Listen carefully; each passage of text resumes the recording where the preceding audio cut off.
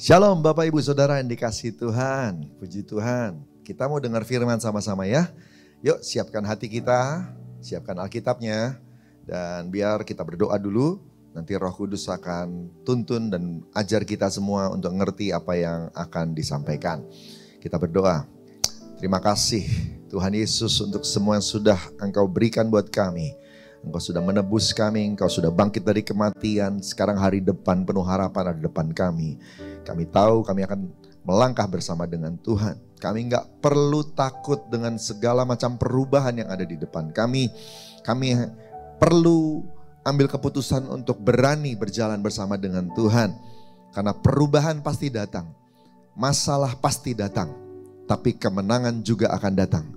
Karena kami berjalan dengan pemberi kemenangan. Yaitu Tuhan kami yang hidup. Tuhan kami yang sudah bangkit. Terima kasih Tuhan, urapi hamba-Mu, urapi kami semua yang menyimak rekaman khotbah ini. Biar semua kami bisa terima rema dari Tuhan. Dalam nama Tuhan Yesus, haleluya. Amin, amin, amin. Puji Tuhan, haleluya. Saudara yang dikasihi Tuhan, penuaian terus terjadi. Kita ada di tahun penuaian. Dan kita percaya bahwa apa yang Tuhan janjikan pasti digenapi. Bukan hanya karena Anda dan saya sudah tabur maka kita akan menuai. Tetapi karena penuaian itu sendiri adalah janji Tuhan. Katakan sama-sama, janji Tuhan. Saudara jangan takut dengan perubahan yang ada di depan. Kenapa? Karena bagaimanapun penuaian sudah ditetapkan. Tetapi banyak kali dalam kehidupan ini, waktu kita melangkah dan kemudian kita melihat, mendengar apa yang akan terjadi atau apa yang sedang datang dalam hidup kita. Maka tiba-tiba kita akan mulai ketakutan dan kemudian salah ambil keputusan, respon. Kita terlalu reaktif dengan keadaan. Padahal yang namanya kemenangan itu pun perubahan. Sekali lagi, yang namanya kemenangan itu pun perubahan, saudara yang dikasihi Tuhan. Jadi kalau kita anti sama perubahan, gimana mau terima kemenangan? Kita akan terima sebuah perubahan dan itu akan mengubah hidup Anda dan saya. Kita akan terima kemenangan dan itu akan merubah hidup Anda dan saya. Saudara yang dikasihi Tuhan. Nah oleh karena itu jangan takut sama perubahan. Di kisah di Alkitab pernah terjadi ketika Tuhan mau memberikan kemenangan kepada orang Israel. Orang Israel ketakutan dan kemudian banyak, bukan sedikit, banyak dari mereka mundur, saudara dikasihi Tuhan. Sayang banget. Waktu saya lihat catatan itu saya bilang sayang banget. Kenapa? Karena Tuhan udah janji, Tuhan menyertai dan Tuhan sudah siapkan kemenangan itu. Tapi waktu diajak sama Tuhan untuk masuk ke dalam kemenangan, mereka malah mundur karena takut. Ya, takut. Saudara dikasihi Tuhan, ya kita mau baca ayatnya karena saya rindu banget semua jemaat yang mendengar rekaman ini diberkati. Pada waktu Tuhan akan berikan engkau kemenangan buat keluarga, kemenangan buat kesehatan, kemenangan buat keuangan, kemenangan buat hubungan dengan sesama, kemenangan buat pelayanan. Anda jangan takut dengan kemenangan itu. Kemenangan pasti akan membawa perubahan, tetapi jangan takut sama perubahannya. Memang kita harus menyesuaikan diri, tapi melangkahlah dengan berani. Karena Tuhan mau ada bersama dengan engkau. Amin, haleluya. Saudara kasih Tuhan, saya mau ajak kita baca sebentar dari Hakim 7 ayat 3. Waktu Anda baca ayat ini, kalau rajin baca Alkitab pasti tahu cerita apa ini ya. Saya cuma ambil satu ayat saja di sana untuk menggambarkan situasinya ya. Saudara yang dikasih Tuhan. Oke, sudah dapat? Baca sama-sama. Maka sekarang serukanlah kepada rakyat itu demikian. Siapa yang takut dan gentar, biarlah ia pulang. Enyah dari pegunungan Gilead. Lalu pulanglah 22.000 orang dari rakyat itu. Dan tinggallah 10.000 orang. Wow. Saudara dikasih Tuhan, Gideon dipilih sama Tuhan. Lalu kemudian dia panggil semua orang Israel, orang Efraim. Dan kumpul semua untuk pergi perang. 32.000 orang.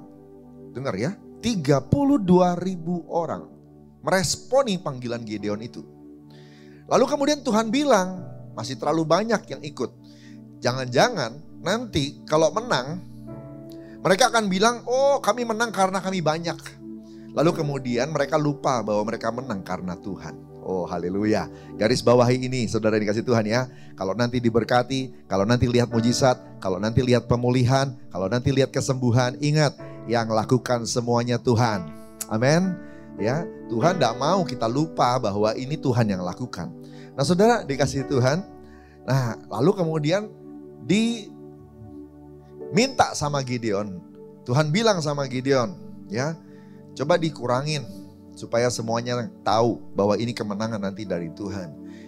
Yang menarik adalah cara penyaringannya bukan seleksi fisik. Cara penyaringannya bukan seleksi rohani.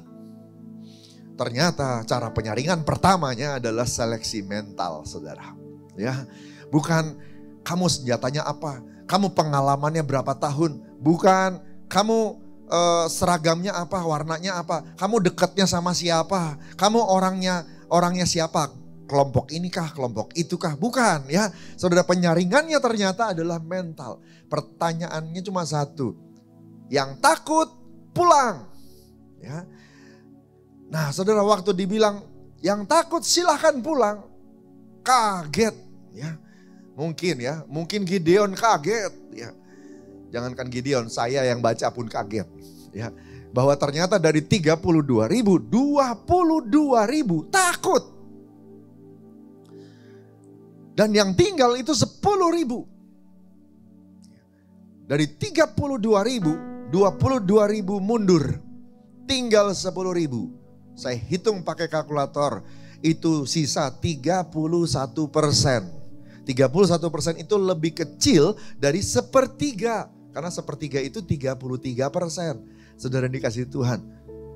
Dari 32.000, 22.000 orang mundur, tinggal 10.000, 31%. Kalau saudara periksa Alkitab, Anda akan ketemu banyak kata begini, jangan takut. Jangan takut, jangan takut. Ya, Anda ambil Alkitab online, Alkitab aplikasi, ya, kemudian search, jangan takut. Anda akan lihat banyak sekali dari perjanjian lama sampai perjanjian baru. Rupanya dari dulu Tuhan sudah tahu manusia punya satu masalah, takut.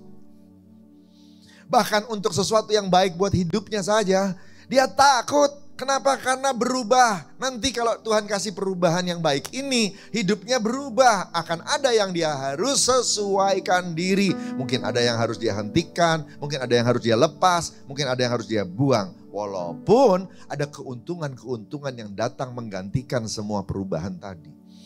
Ya, bayangin sudah 32.000,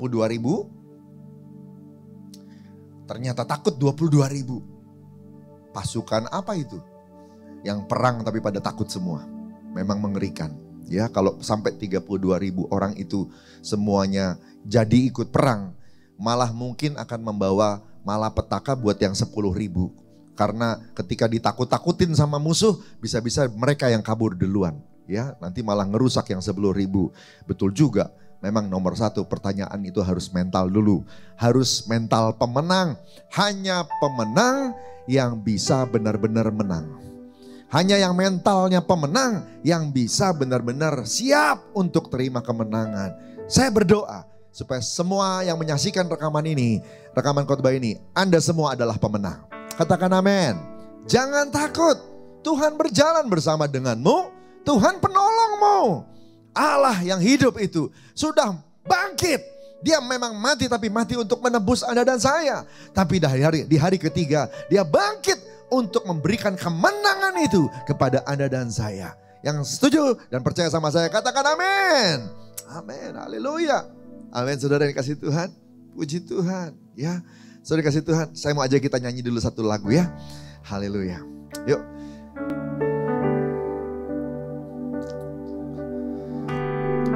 Saat ku dalam kesesakan, yang ku harap hanya Kau Tuhan. Saat badai hidup menerpa, masih ada Tuhan bagiku. Saat semua jalan tertutup, tiada yang sanggup menolong. Saat air mata tercurah, masih ada Tuhan bagiku. Penolongku hanyalah dirimu, penghiburku hanya Engkau Bapa-Ku, selalu menyertai hidupku. Kau Bapa-Ku yang setia, penolongku hanyalah dirimu, penghiburku hanya Engkau Bapa-Ku, selalu menyertai hidupku. Kau Bapa-Ku yang setia. Amin. Jangan takut. Takut dan gentar sering jadi masalah. Tapi hari ini Tuhan mau bilang jangan takut. Apa lupa bagaimana Tuhan tolong 2020? Anda dan saya luput dari COVID.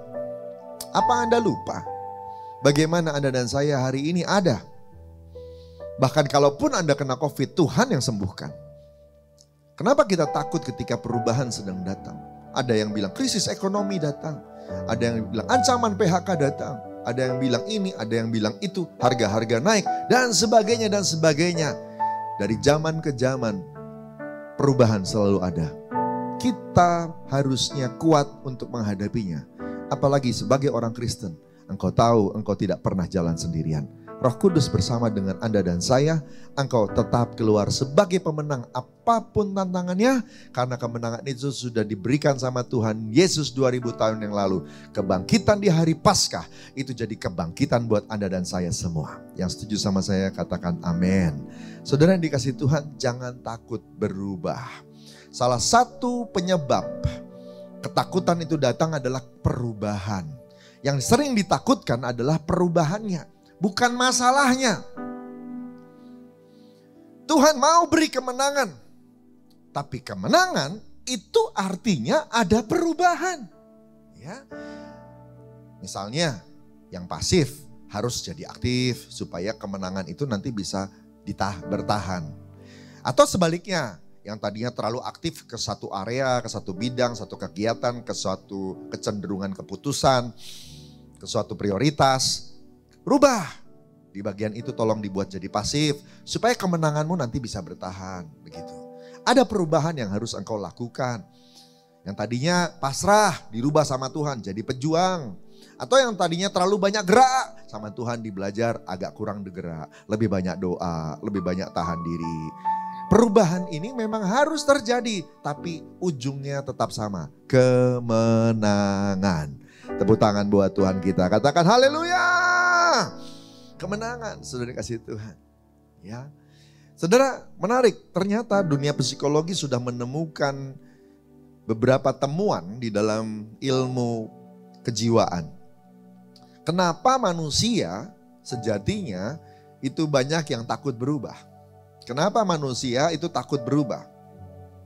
Dua orang ilmuwan psikologi, Kotler dan Schlesinger, tahun 1979, jadi udah lama sekali. Tahun 1979 menemukan 4 alasan kenapa manusia takut berubah.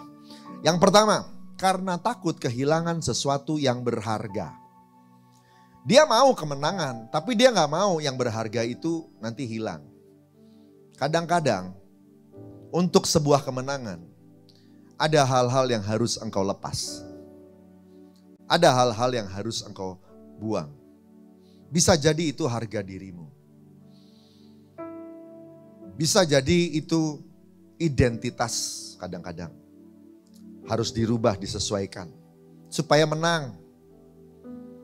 Sekarang pertanyaan cuma tinggal begini. Lebih mahal mana? Harga dirimu atau kemenangan?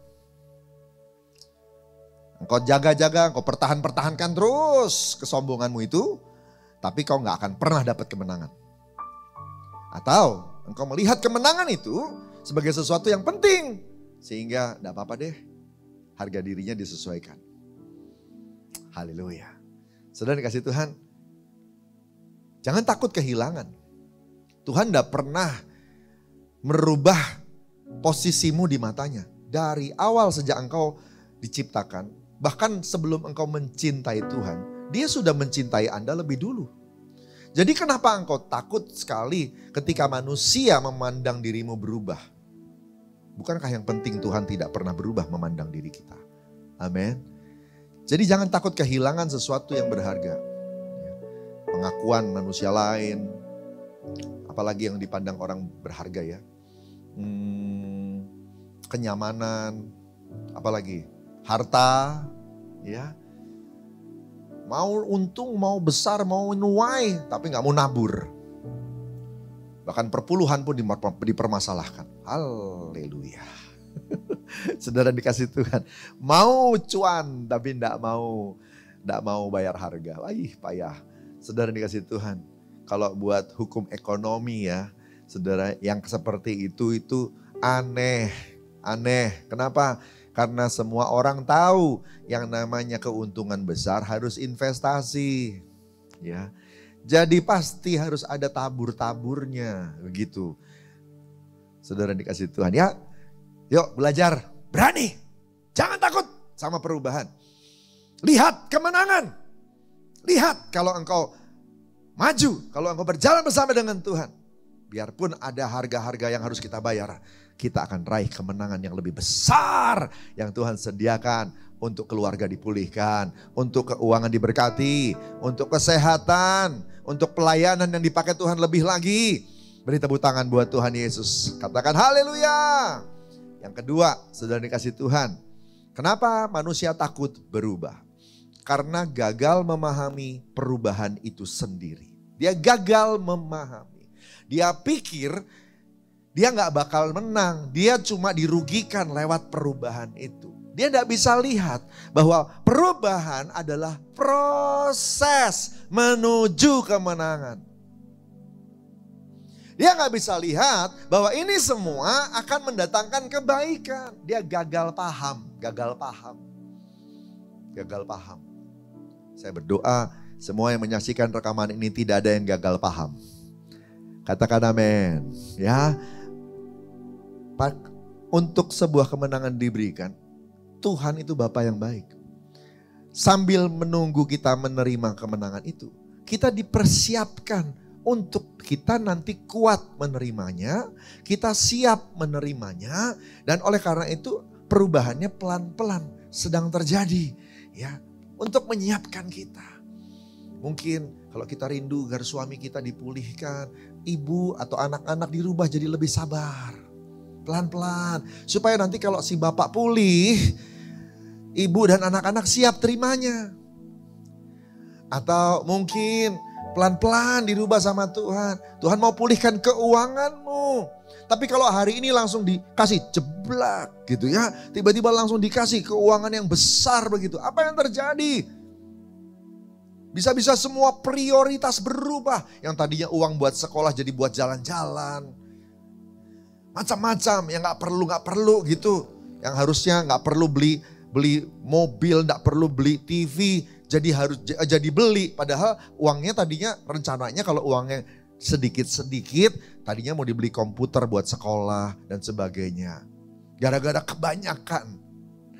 Tuhan pulihkan bertahap supaya Anda dipersiapkan. Jangan gagal paham.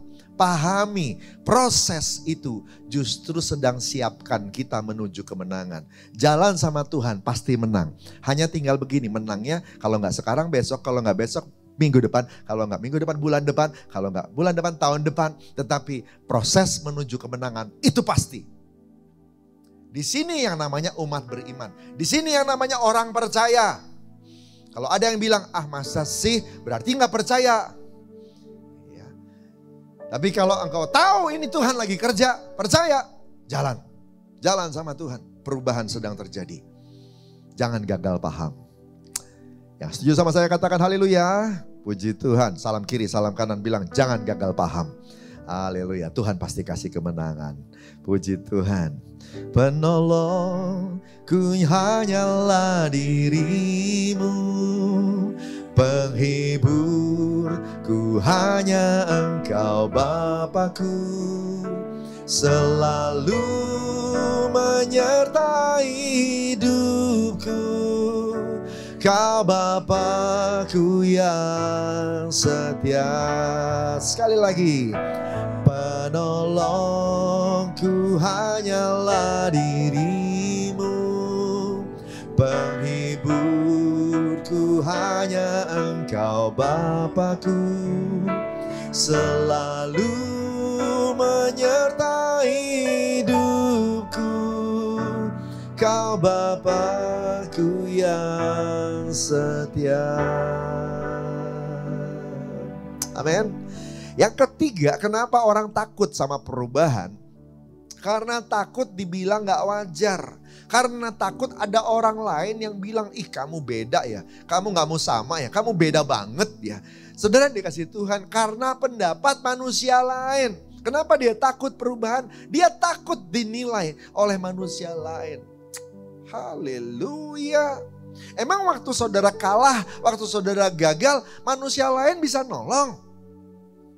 Kenapa peduli banget sama suara mereka? Ini Tuhan lagi mau bawa engkau keluar sebagai pemenang. Keluar dari tantangan, keluar dari masalah. Kenapa mesti peduli waktu mereka bilang jangan berubah, jangan berubah, jangan berubah. Kalau perubahan itu membawa kebaikan, kalau perubahan itu membawa engkau makin dekat sama Tuhan, kalau perubahan itu akan mengangkat kualitas rohanimu, kalau perubahan itu membuat engkau menyenangkan hati Tuhan, kenapa enggak? Jangan takut ditinggal sama teman-teman, Tuhan kasih teman baru. Jangan takut ditinggal sama lingkungan, nanti Tuhan bela. Kalau tidak Tuhan kasih yang baru, teman baru, Tuhan akan ubah sekitarmu untuk terima kamu. Saudara dikasih Tuhan, jangan takut dibilang gak wajar. Memang semua hamba Tuhan atau semua orang hebat yang ada di Alkitab, cara hidupnya tidak sama dengan orang yang lain. Betul? Ya. Coba saudara lihat, saudara. Saudara lihat yang namanya Daud. Ya. Orang hebat gak? Ya. Daud orang hebat. Tahu nggak kenapa dia, apa yang ada di Daud yang orang lain tidak punya, saudara?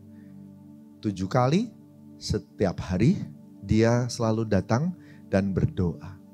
Jadi ketika ada orang-orang aktivitasnya lancar dan sebagainya, Daud adalah orang yang aktivitasnya tidak pernah bisa panjang satu hari. Kenapa? Dalam tiap hari ada 7 kali dia akan berdoa dan cari Tuhan. Saat teduhnya boleh dibilang 7 kali. Saya mau tanya, orang normal gak? Tapi dia diangkat sama Tuhan tinggi. Daniel, hebat gak dia?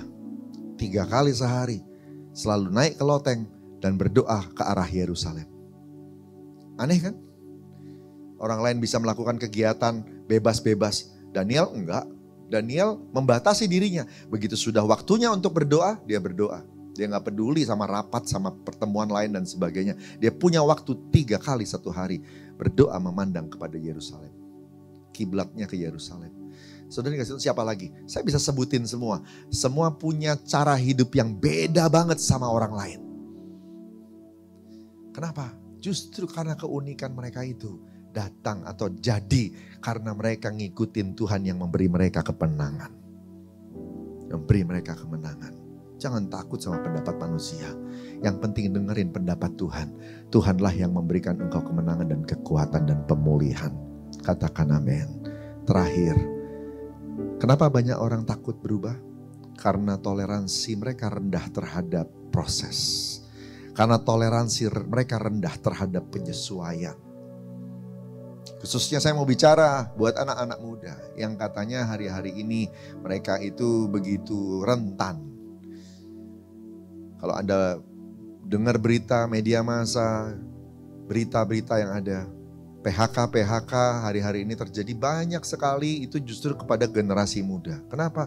Karena kerjanya sembarangan. Karena mereka nggak bisa yang namanya kerja pakai jam. Karena mereka nggak bisa kerja pakai target dan sebagainya.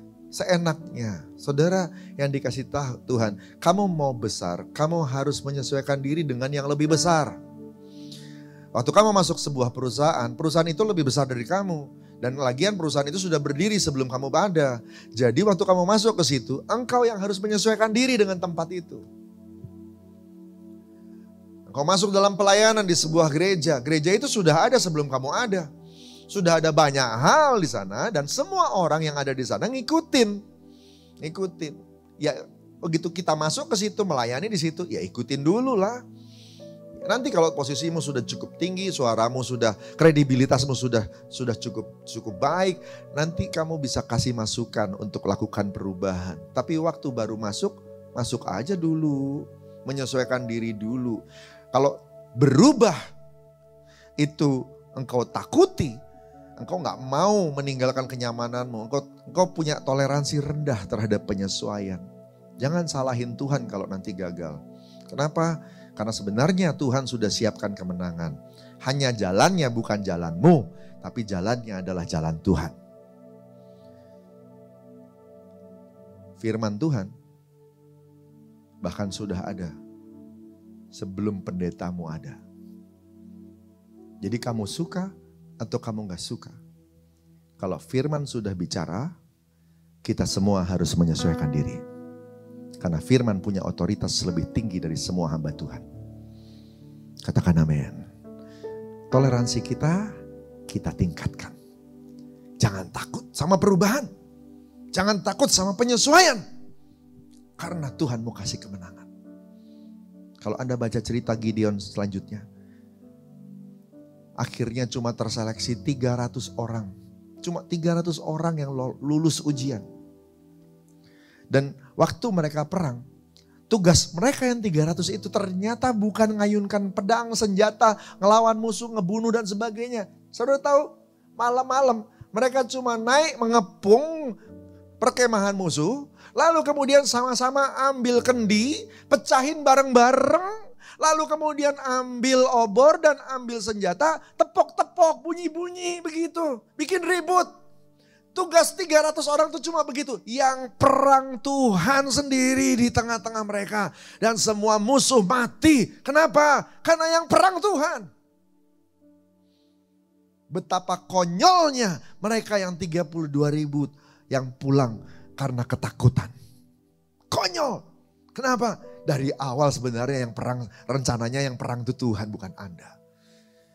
Tahu nggak? Proses kehidupan, tantangan, masalah. Selama engkau milik Tuhan, sebenarnya Tuhan yang akan turun tangan di depanmu. Tugasmu cuma lakukan bagianmu. Tiup shofar, bicara soal pujian penyembahan. Kendi yang dipecahkan, bicara soal ego, harga diri yang harus dihancurkan. Kemudian persenjataan, bicara soal latihan, bicara soal kehidupan yang mau ditajamkan untuk Tuhan. Udah, sisanya Tuhan. Haleluya. Sayang ya, 32.000 itu cuma dengar cerita. 22.000 lebih orang itu cuma dengar cerita dari yang 300 yang sudah pergi sama perang sama-sama Tuhan. Rugi besar. Mereka itu menyaksikan kebesaran Allah yang luar biasa. Dahsyat. Hari ini saya mau sampaikan, Tuhan mau kasih kemenangan. Jangan takut sama perubahan. Jalan sama Tuhan. Engkau akan lihat kemenangan itu benar-benar dikasih sama Tuhan. Dan engkau cuma lakukan bagianmu. Tuhan lakukan bagiannya. Dan bagian Tuhan pasti lebih besar daripada bagian kita. Dahsyat Tuhan kita. Amin saudara. Dia sudah lakukan lebih dulu semuanya. Mati di kayu salib.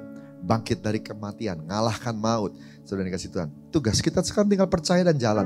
Dan tuntunan Tuhan akan menuntun. Roh Kudus yang ada dalam dirimu. Itu jadi kekuatan. Puji Tuhan. Jalan terus. Raih kemenangan. Engkau akan lihat kesetiaan Tuhan. Haleluya. Penolongku hanyalah dirimu, penghiburku hanya Engkau Bapa-Ku, selalu menyertai hidupku, Kau Bapakku yang setia. Oh, penolongku hanyalah dirimu, penghiburku hanya Engkau Bapakku, selalu menyertai hidupku. Kau Bapakku yang setia, Kau Bapakku yang setia, Kau Bapakku yang setia. Tepuk tangan buat Tuhan Yesus. Haleluya. Oh haleluya, haleluya, haleluya, haleluya, haleluya. Tuhan Yesus, terima kasih. Engkau sudah mati di kayu salib, menebus dosa kami. Kami sudah dibeli dengan harga yang lunas dibayar. Karena begitu besar kasih Bapa, sehingga Engkau datang. Engkau mau diutus untuk tebus kami semua. Kami semua terima yang terbaik, dan Tuhan terima hukuman, kutukan di kayu salib. Hari ini kami semua jadi anak Tuhan, anak Allah waktu kami terima Engkau sebagai Tuhan dan Juru Selamat. Tapi bukan berhenti sampai di sana. Keselamatan yang kami terima tidak hanya pasif memberkati kami, tetapi juga mendorong kami untuk bergerak, sehingga semua masalah dan tantangan bisa kami selesaikan. Itulah sebabnya Engkau bangkit dari kematian, supaya waktu Engkau tunjukkan pada dunia dan pada kami, Engkau sudah menaklukkan semua problem terbesar yang ada, yaitu maut. Maka semua tantangan dan masalah dalam hidup kami juga pasti bisa diselesaikan. Kalau yang paling susah saja sudah ditaklukkan, maka segala hal yang lain akan mudah untuk ditaklukkan. Kami jalan bersama pemenang itu. The real winner, the real conqueror, itu adalah Tuhan Yesus. Pemenang sejati itu adalah Tuhan Yesus yang berjalan memimpin kami. Roh Kudus, Roh Yesus, tolong kami. Tolong kami semua Tuhan. Ada banyak anak-anak-Mu yang sedang dalam pergumulan. Angkat tangan buat semua yang sedang dalam pergumulan, yang sedang dalam masalah. Angkat tangan masing-masing di tempatnya. Bapak, aku berdoa, jamah mereka, peluk mereka, kuatkan yang lemah, jadikan kuat, jadikan percaya lagi. Dan mari Roh Kudus tilik mereka, doa-doa mereka, hati mereka, kerinduan mereka. Yang sepi, yang sendirian, topang, temani, pegang tangan mereka. Buat mereka tahu Tuhan ada sama-sama. Berkati dalam nama Yesus Tuhan. Yang sedang berdoa pergumulan untuk pemulihan keluarga, jawab doa mereka. Pemulihan keuangan, jawab doa mereka. Pemulihan kesehatan, jawab doa mereka. Yang sedang mengejar target-target yang ditetapkan oleh perusahaan, jawab doa mereka Tuhan. Tuhan berkati semuanya dalam nama Tuhan Yesus. Yang sedang pelayanan, yang sedang mau naik melayani Tuhan, memberi yang terbaik lebih lagi, bawa naik. Agar mereka melihat mereka dipakai sama Tuhan dahsyat. Allah mereka dahsyat, Tuhan mereka dahsyat. Berkati semuanya Tuhan. Terima kasih Bapa. Terima kasih Tuhan, terima kasih. Makasih untuk hari ini. Kami pegang janji-Mu. Kami gak perlu takut. Kami berjalan bersama dengan-Mu. Dalam nama Tuhan Yesus. Haleluya. Amin. Kita akan terima doa berkat. Mari saudara-saudara yang kasih Tuhan, angkat tangannya. Kekasih-kekasih Tuhan, pulanglah. Tuhan mengutus engkau kembali ke dalam dunia untuk jadi garam dan terang dimanapun engkau berada. Terima berkat berlimpah-limpah dari Allah Bapa di surga. Kasih karunia yang setia dari Tuhan Yesus Kristus. Juga persekutuan manis dengan Roh Kudus menyertai. Dari hari ini sampai Maranatha, Yesus datang kedua kali jemput di awan permainan sebentar lagi. Bahkan terus kekal sampai selama-lamanya. Yang diberkati Tuhan sama-sama katakan amin. Tuhan berkati semua.